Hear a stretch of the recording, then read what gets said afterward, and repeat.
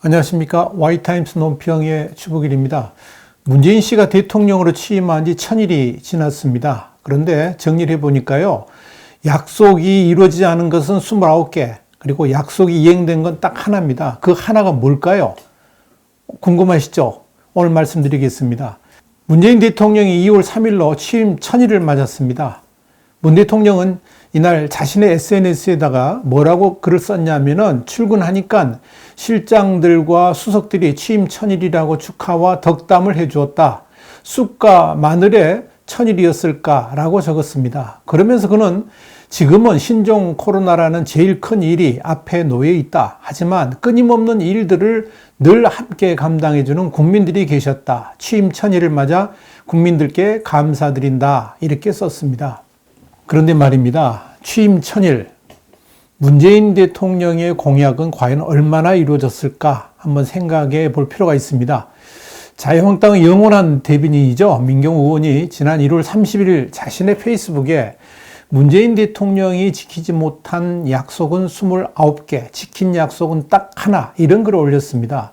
이 글을 보니까 여기에 그동안 문재인 정부가 무엇을 해왔는지, 그리고 얼마나 대한민국을 역주행하게 만들었고 또 좌초시켰는지 오롯이 다 담겨 있었습니다. 자, 문재인 대통령이 지키지 못한 약속은 29개, 지킨 약속은 딱 하나라고 그랬는데 그게 뭔지 하나씩 살펴보겠습니다. 첫 번째, 지금의 청와대에서 나와 광화문 대통령 시대를 열겠다. 이거 거짓말입니다. 국민과 수시로 소통하는 대통령이 되겠습니다. 이 약속 이루어지지 않았습니다. 세 번째, 주요 사안은 대통령이 직접 언론에 브리핑하겠습니다. 역시 이루어지지 않았습니다. 네 번째, 퇴근길에는 시장에 들러 마주치는 시민과 격이 없는 대화를 나누겠습니다. 거짓말입니다. 다섯 번째, 때로는 광화문 광장에서 대토론을 열겠습니다. 역시 거짓말이었습니다.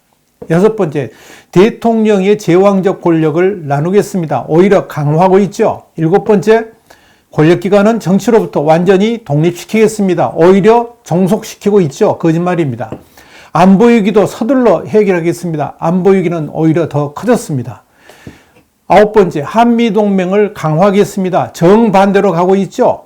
열 번째, 자주국방력을 강화하겠습니다. 지금 국방을 해체하는 장본인입니다. 11번째, 북핵 문제를 해결할 토대를 마련하겠습니다. 전혀 이루어지지 않았습니다. 12번째, 동북아 평화를 정착시킴으로써 한반도 긴장 완화의 전기를 마련하겠습니다. 역시 역주행하고 있습니다. 13번째, 대통령이 나서서 야당과의 대화를 정리하고 수시로 만나겠습니다. 역시 거짓말이었습니다. 14번째, 능력과 적재적소를 인사의 대원칙으로 삼겠습니다. 역시 이루어지지 않았습니다. 저에 대한 지지 여부와 관계없이 훌륭한 인재를 삼고철회에 일을 맡기겠습니다. 완전한 사기였습니다. 16번째, 무엇보다도 먼저 일자리를 챙기겠습니다. 이것도 완전한 사기 일자리, 노인 일자리, 세금 일자리만 만들고 있습니다. 17번째, 문재인 정부 하에서는 정경유착이라는 단어가 완전히 사라질 것입니다. 이것도 거짓말입니다. 18번째, 지역과 계층과 세대 간 갈등을 해소하고 비정규직 문제도 해결할 길을 모색하겠습니다. 이것도요, 갈등을 더 키웠습니다. 19번째, 차별 없는 세상을 만들겠습니다. 완전히 지금 친문과 반문 차별을 만들었죠. 20번째, 기회는 평등하고 과정은 공정하고 결과는 정의로울 것입니다. 이것같이 거짓말이 없을 것입니다. 21번째, 약속을 지키는 솔직한 대통령이 되겠습니다. 거짓말입니다. 22번째, 불가능한 일을 하겠다고 큰소리 치지 않겠습니다. 엄청나게 큰소리 많이 쳤죠. 허풍 쳤죠. 뻥 쳤죠. 23번째, 잘못한 일은 잘못했다고 말씀드리겠습니다. 이거 완전한 거짓말이고 대국민 사기입니다. 24번째, 거짓으로 불리한 여론을 덮지 않겠습니다. 가짜뉴스 남발하는 사람이 누굽니까? 거짓말이죠. 25번째, 공정한 대통령이 되겠습니다. 공정은 이미 시장이 팔아먹었습니다. 특권과 반칙이 없는 세상을 만들겠습니다. 조국의 특권과 반칙이 대표적입니다. 27번째, 상식대로 해야 이득을 보는 세상을 만들겠습니다. 거짓말 중에 이런 거짓말이 없죠. 28번째, 소외된 국민이 없도록 노심초사하는 마음으로 살피겠습니다. 반문은 이미 소외가 다 됐죠. 완전한 사기입니다.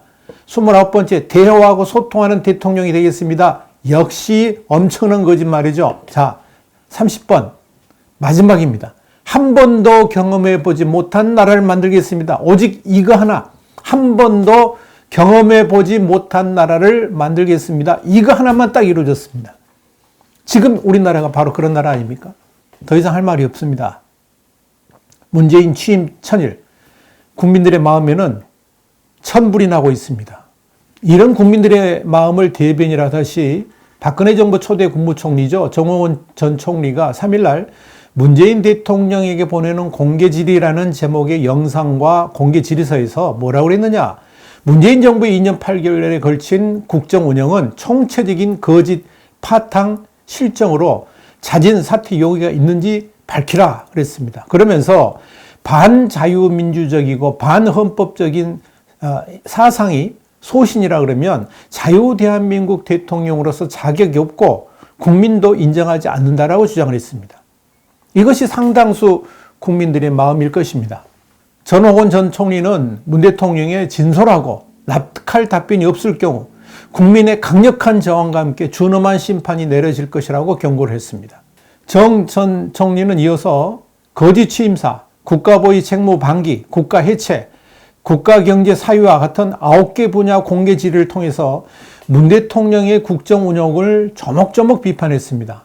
앞서 언급했던 지키지 못한 29개의 약속이 바로 정호원 전 총리의 지적과 일맥상통할 겁니다.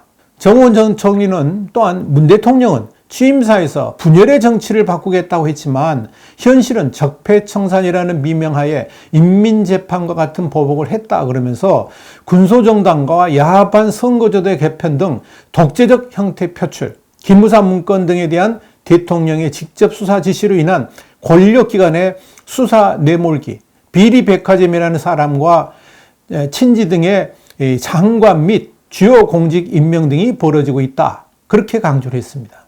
특히 정호원 전 총리는 조국 전 법무부 장관 임명과 사퇴 과정에서 문재인이 살아있는 권력인 조국 수사에 대한 온갖 압력과 검찰 학살에 이은 정권 친위대 구축을 시도했다 그러면서 사회주의 신봉 이념을 굳이 숨기지 않는 조국을 법무부 장관에게 임명한 것은 자유민주주의 헌법 존중 의사가 없음을 보인 행위다. 그러면서 이는 대한민국 헌법을 지키려는 대다수 국민에게 섬뜩한 공포를 안겨주는 처사로 이런 사상이 소신이라면 대통령에게서 물러나야 된다고 본다라고 강력하게 주장을 했습니다.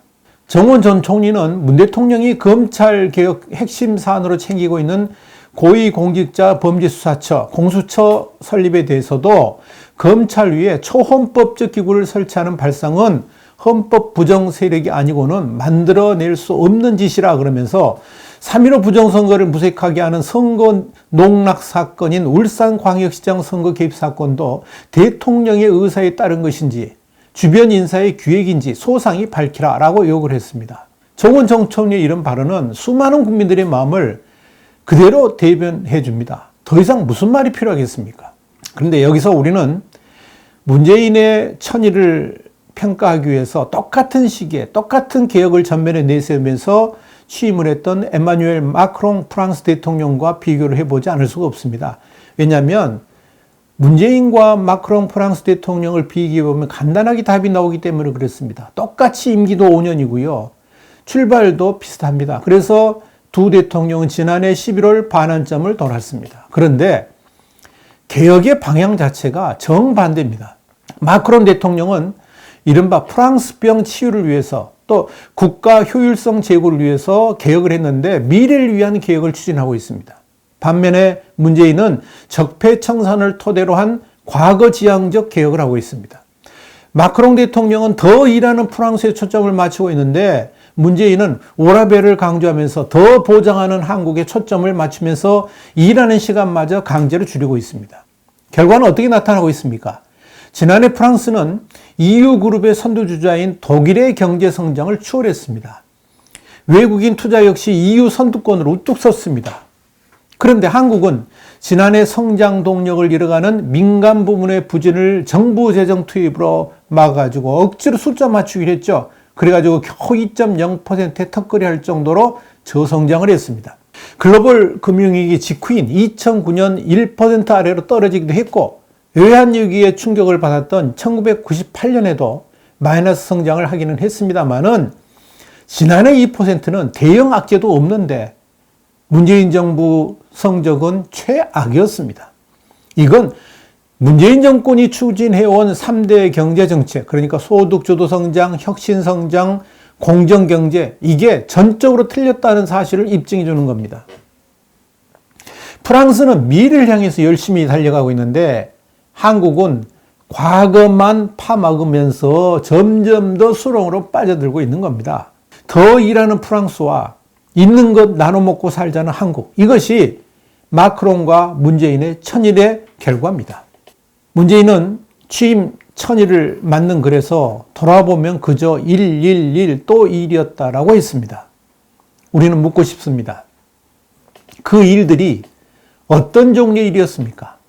대한민국의 미래를 위한 일이었습니까? 아니면 문재인 왕가의 강고한 그런 구축을 위한 일이었습니까? 문재인 집단의 흥왕을 위한 일이었습니까? 국민 민복을 위한 일이었습니까? 대답은 할 필요도 없을 겁니다. 입만 열면 거짓말하고 국민들을 선동하는 일들이 다반사였습니다. 2020년 들어서도 문재인은 새해 벽두부터 국민들한테 엉터리 가짜뉴스로 국민들을 현혹했습니다. 신년사와 신년 기자회견이 바로 그것입니다. 이런 대통령에게 무엇을 더 기대할 수 있겠습니까? 결국 문 대통령은 대한민국을 역주행시킨 장본인으로 역사에 길이 남게 될 것입니다. 그리고 이런 역주행에 대해서 국민들은 반드시 심판하게 될 것입니다.